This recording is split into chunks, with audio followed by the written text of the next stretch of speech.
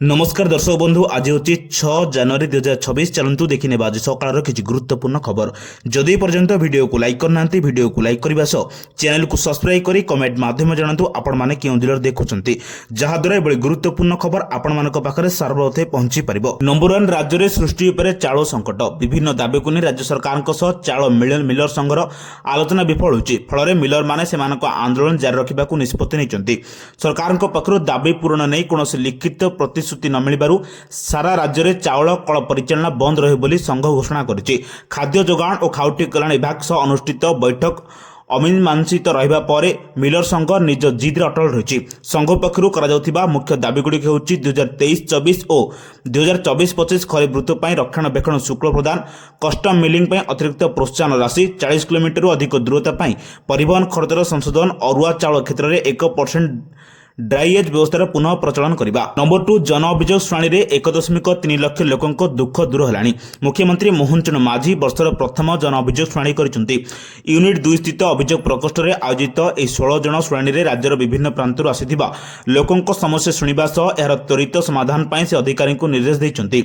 मुख्यमंत्री सूचना अनुसार प्रशासन निकट में पहुंचुवा अभियोग गुड़िकर समाधान प्रक्रिया बेस उत्साहजनक रही। वेब पोर्टाल और डाक जोगे मोट 1,49,418 अभियोग मिलता से 1,30,845 मामलार सफल समाधान होगी। विगत 15टी शुणाणी मिलता 13,358 अभियोग मध्य 95% समाधान हो सारी। एपर्यंत 56,028 रु अधिक लोक यह प्रक्रिया सामिल होती। नंबर 3 12 जिला को घनकुड़ी सतर्कता। यह सांग को घनकुड़ी में अस्तव्यस्त हो पड़ी जनजीवन। सकाळ 10टा पर्यंत दृश्यमान कम हो रास्त यातायात करने असुविधा हो पड़ी।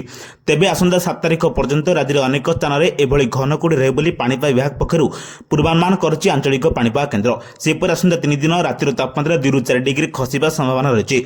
जाजपुर और नायगढ़ जिले में सर्वाधिक कुहुड़ी रहिबा नै विभाग आकलन करिछि। आज सकाळे जाजपुर नायगढ़ जिला को घनरू अति घन कुहुड़ी पे ऑरेंज वार्निंग जारी होइतिया बेले पुरी, खोर्धा, कटक, जगतसिंहपुर, केन्द्रापड़ा, ढेंकानाल, गंजाम, कंधमाल, सुंदरगढ़ और गजपति जिला को घन कुहुड़ी पे येलो वार्निंग दिया जाइछि। नंबर 4 ओडिशा रे एही अभयारण्य को आसीबे 2टी नुआ बाघ।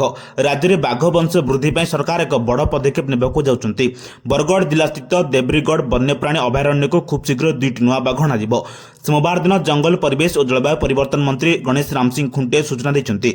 मुख्यमंत्री अभियोग प्रकोष्ठ में जनसाधारण समस्या शुणाणी समय मंत्री कहते बाघ स्थानांतर प्रक्रिया पर राज्य सरकार जातीय व्याघ्र संरक्षण प्राधिकरण NTCA सह निरंतर जोगाजोग अच्छी। ए प्रक्रिया को सफल करने स्थानीय जनसाधारण सहयोग लोड़ा से आलोचना जारी रही। बाघ वंश वृद्धि क्षेत्र में पूर्व प्रचेषा विषय में सूचना दे मंत्री कहते पूर्व मयूरभंज शिमिलीपाल व्याघ्र प्रकल्प को जमुना और जिनित नामक 2टी बाघ अणाଯାଇଥିଲା। नंबर 5 AQI वृद्धि को नहीं बालेश्वर जारी है प्रदूषण कटकणा। बालेश्वर जिले में वर्तमान प्रदूषण मात्रा वृद्धि पाउथिबा बेले जिलापाल गाइडलाइन जारी करिसेंति। GRAP स्टेज 2 मार्गदर्शिका अनुसार साधारण लोकों स्वास्थ्य सुरक्षा पर भारतीय नागरिक सुरक्षा संहिता BNSS धारा 163 अनुसार बालेश्वर जिला प्रशासन पक्षर कटकणा सह नियंत्रणात्मक पदक्षेप लागू कर आदेश बालेश्वर पौरपालिका और अन्य NSC और म्युनिसिपालिटी अंचल में आगामी 7 दिन जाए बलवत्तर रहिबो। आवश्यक पड़िले यार अवधि वृद्धि पाइब बोली कहुछि। नंबर 6 युवक युवती खुशी खबर। ओडिशा रे सरकारी चाकरी ପାଇଁ प्रस्तुत होतिबा युवक युवती खुशी खबर आसुछि। ओडिशा लोकसेवा आयोग अतिरिक्त कृषि अधिकारी नियुक्ति 2026 ପାଇଁ सरकारी विज्ञप्ति प्रकाश करिछि। ए नियुक्ति जरिया कृषि और कृषक सशक्तिकरण विभाग ग्रुप बी पाखापाखि 18टी पदवी पूर्ण कर योजना रही। ए पदवी मध्य 40टी महिला मानकर संरक्षित रही जहाँकि महिला प्रार्थी एक गुरुत्वपूर्ण सरकारी चाकरी सुजोग प्रदान करुछि। आयोग पक्षर प्रदान कर सूचना अनुसार आग्रही योग्य प्रार्थी माने 2026 जनवरी 10 तारिख ऑनलाइन रे आवेदन करेंगे। नंबर 7 भुवनेश्वर पर पुरी रे आम बस दर जांच हेबो। परिवहन विभाग पक्षर आज मालती पाटेपुर छकठारे आम बस गुड़िकर जांच करा जायछि। समस्त गाड़ीर कागजपत्र फिटनेस समेत गाड़ी चालक ड्राइविंग लाइसेंस जांच होइतिला। सेपरि चालक माने मादक द्रव्य सेवन करिसेंति कि नै ताहार मध्ये जांच करा जायतिला। जांच परे गाड़ी गुड़िकर कागजपत्र ठीक थिबा कोनोसी चालक मादक द्रव्य सेवन करि नथिबा स्पष्ट करथिले आंचलिक परिवहन अधिकारी सुस्मिता बेहरा। इंस्पेक्टर एमवीआई विभूति रंजन नायक और जूनियर एमवीआई दमंती महाली जांच में सामिल होते। नंबर 8 अलिया उठाइबा भुवनेश्वरवासी को देवाक पड़िब टंका। एथर अलिया उठाइबा राजधानीवासी गणिबे यूजर फी। घर, होटेल, शॉपिंग मॉल, कैफे, हाट, शिक्षानुष्ठान, मद दुकान, ढाबा, क्लाउड किचेन, गोदाम, roadside vendor, guest house, hostel रो आदाय हेब यूजर फी। मासिक यूजर फी तालिका प्रकाश कला बीएमसी, ईडब्ल्यूएस, एलआईजी घर 800 वर्गफुट पर मासक देवाक पड़े 50 टंका। एमआईजी घर 800 रु 1200 फुट वर्गफुट पर मासिक 75 टंका आदाय हेब। वार्षिक 10 कोटी आदाय लक्ष्य रखिछि बीएमसी। भुवनेश्वरवासी पाखापाखि सब सेवा पहुंचाई अलिया संग्रह बाबद यूजर फी लागू कर बीएमसी। 2018 बाइल अनुसार फी आदाय कर बीएमसी। सफा आप माध्यम समस्त तथ्य विषय जापर राजधानीवासी। आवासिक घर, दुकान, होटेल एवं अनुष्ठान स्वतंत्र यूजर फी धार्य कर। नंबर 9 दूर हेब संगृहित चाउल रखा समस्या। राज्य में बढ़ी धान उत्पादन ता सहित बढ़ी धान संग्रह। अधिक धान संग्रह होथिबारु से अनुसार चाउल संग्रह कर रखा स्थान अभाव अच्छी। तेणु राज्य में प्रतिष्ठा हेब अधिक संख्यक स्मार्ट गोदाम। शनिवार मुख्य शासन सचिव अनुगर्ग खाद्य जोगाण और खाउटीकरण विभाग कार्य समीक्षा करने बेले एभली परामर्श देइछन्ति। बैठक में धान संग्रह प्रक्रिया और साधारण बंटन व्यवस्थार आधुनिकरण बाबद सूचना दी जाइतिला। चाषी स्वार्थ को दृष्टि रखी मंडी गुड़िकरू ठीक समय धान उठा और समस्त प्रकार सुविधा जोगाई देवा उपर गुरुत्व दी जाइछि। चाषी किभली सेमानकर प्राप्य शीघ्र सुविधा पाइबे से दिगरे ध्यान देवा कहुछि। नंबर 10 2 लाख मुआ सुना दर 2025 शेष में सुना और रूपा मूल्य ह्रास पाइथिला, किंतु वर्तमान नूतन वर्ष में यह पुणी थे वृद्धि पाइबा परि मन होउछि। सप्ताहर प्रथम व्यवसाय दिवस सोमवार मल्टी कमोडिटी एक्सचेंज खोलिबा समय रूपार मूल्य 13,000 टंकार अधिक वृद्धि पाइथिला। सोमवार दिन एमएससीएक्स रे फ्यूचर्स ट्रेडिंग आरंभ होगा सहित मार्च 5 तारिख में अवधि शेष होता रूपार मूल्य हठात द्रुत गति में वृद्धि पाइबा आरंभ होता। पूर्व सप्ताह शेष में व्यवसाय शुक्रवार दिन 1 किलोग्राम रूपा मूल्य 2,36,316 टंकार बंद होता एवं सप्ताहर प्रथम दिन में यह तुरंत 2,29,900 टंका को वृद्धि पाइथिला। नंबर 11 आम बस रे निजे जाई स्थिति परखिले परिवहन कमिशनर। आम बस दुर्घटना पर एक्शन मोड को आसी परिवहन विभाग। सारा राज्य में मो बस ड्राइवर को जांच कराउथिया बेले आज आम बस रे निजे जाई स्थिति परखिले परिवहन कमिशनर।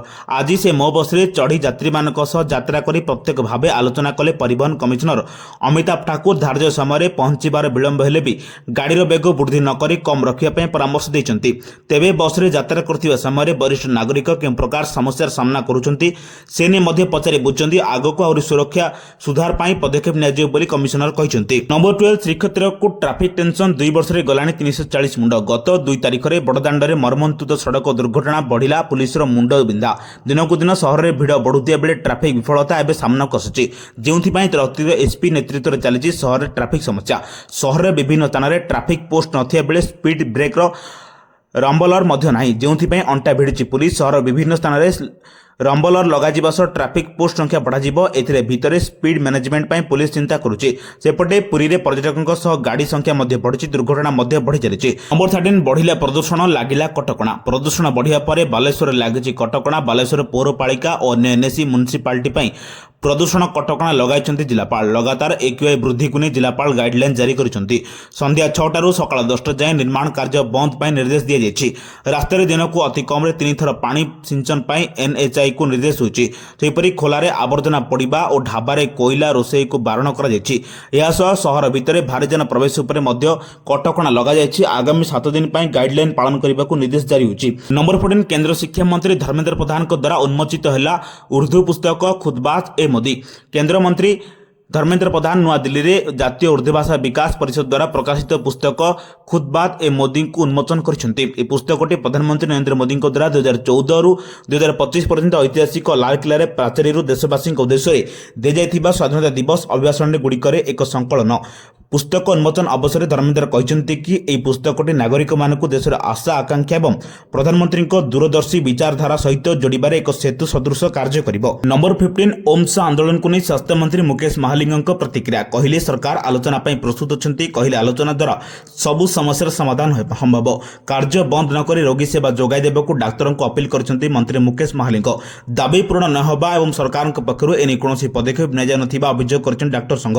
यहाकु नहीं आज आसंता 14 तारिख पर्यंत 2 घंटा ओपीडी रे रोगी सेवा बंद कर सरकार। डाक्तरी संघ सकाळ 9 दिन 11टा पर्यंत सरकारी डाक्तरखाना गुड़िक ओपीडी रे रोगी देखिबेनि डाक्तर। यापर आसंता 27 तारिख ओपीडी संपूर्ण बंद रखा निष्पत्ति नहीं ओमसा।